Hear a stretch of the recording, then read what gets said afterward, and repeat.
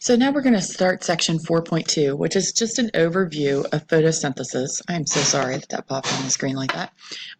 It's just an overview of photosynthesis. So photosynthesis happens with plants, also happens with phytoplankton, and it's anything that's going to convert solar energy, sunlight energy, into chemical energy, which is going to be sugars in this case. So the overall process of photosynthesis produces sugars that store chemical energy. I'm sorry, but we're going to have to pause this for. So any organism that is photosynthetic is going to be a producer. And this is where we get to finally start dipping our toe into more of like the ecology side, into that kind of thing.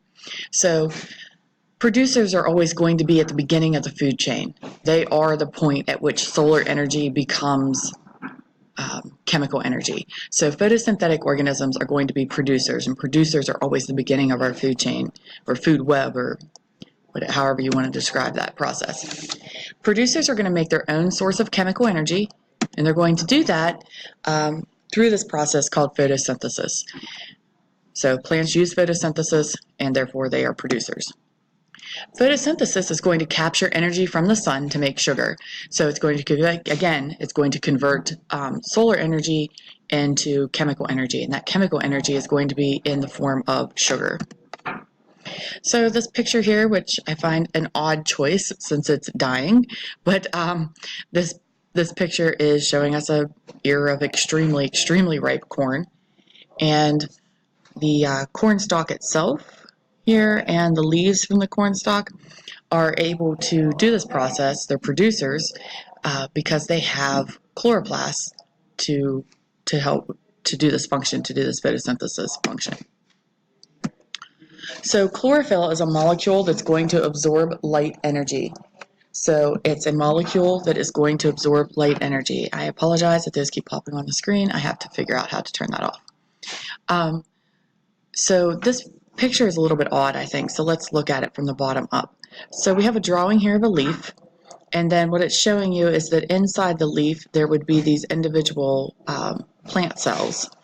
Here we have the cell wall of this plant cell, we have the nucleus, we have its great big giant vacuole where it's storing some water, and then, jeez, man, seriously, and then we have this chloroplast, and then this is just a drawing then of the chloroplast, and it's cut away, and we see these structures inside, which we'll find out here in a minute what those are. So in plants, chlorophyll is found in organelles that are called chloroplasts. So the chloroplasts are filled with chlorophyll. So there are chlorophyll inside of the chloroplast.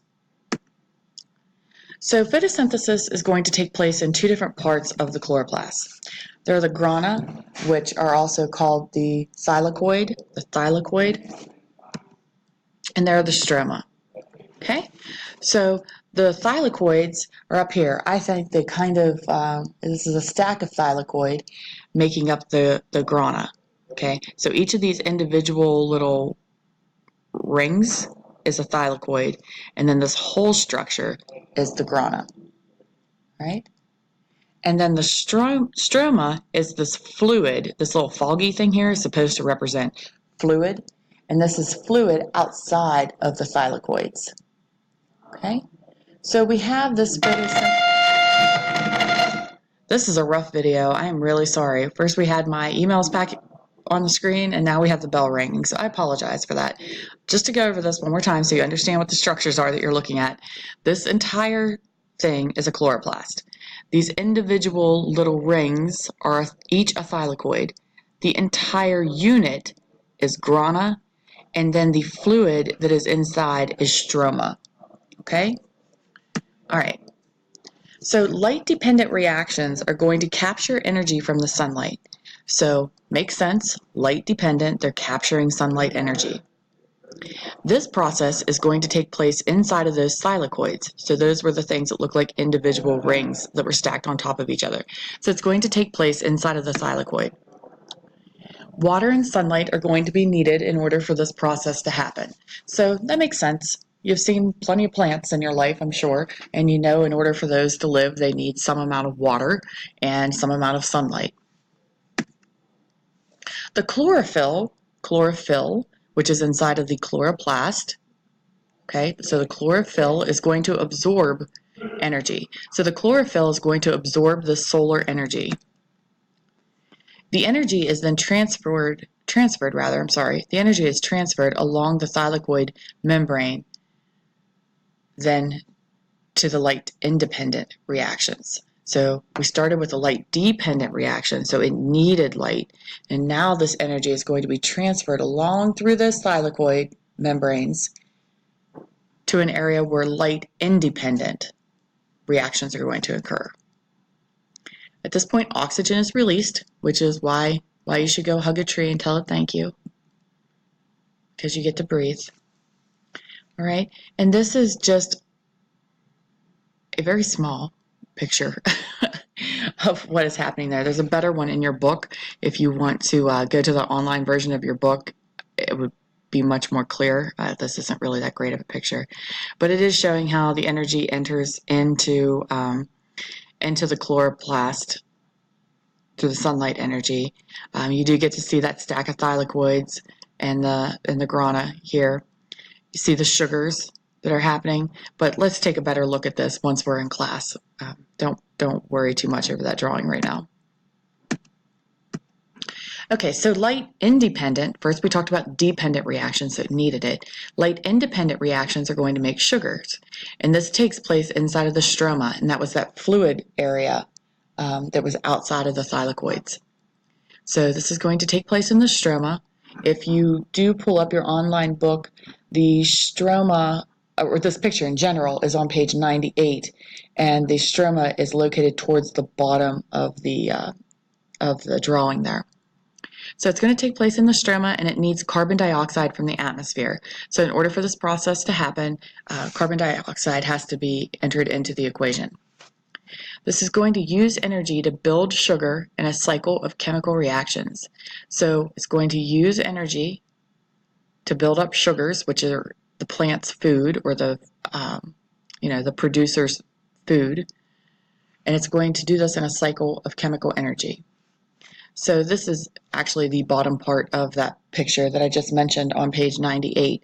So what's happening here is we have these carbon dioxide molecules. There's 6 carbon dioxide molecules, and they're going to be used to build sugars. So they're entering into the system, into the stroma, which is, again, that fluid outside of the thylakoid, and 6 carbon simple sugars are produced, and the sugars are often used to build starches and cellulose. So this is a molecule of sugar that's being produced through this process. Okay, so here it is as one big overview. So the equation for this process looks like this. You have 6 carbon dioxides, 6 waters, and those are going to react to form sugar, glucose, this is glucose, which is a sugar, and oxygen. So this is the formula for photosynthesis. We have 6 carbon dioxide. You will definitely need to know this. So there are 6 carbon dioxide and 6 waters. They're going to react to form glucose and oxygen. Okay, and this is just a a diagram of that process happening. So we have sunlight, solar energy entering into the system. We have water, entering into the system. They hit this thylakoid membrane here, right? The stack of thylakoids. We're going to have energy release happen.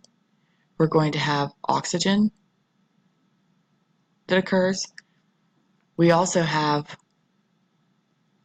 carbon dioxide entering into the system, and now that we have the sunlight, we have water, we have carbon dioxide, now we are able to produce the sugar.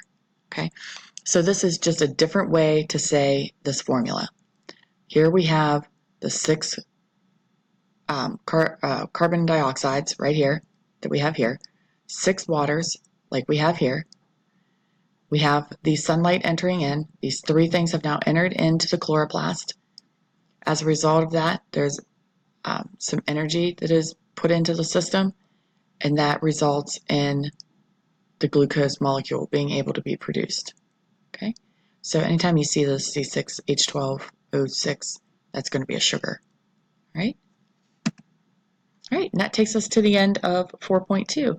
Just be sure that when you come to class that you have notes on both 4.1 and 4.2 so we can talk more in depth about these things and really get a good understanding of them.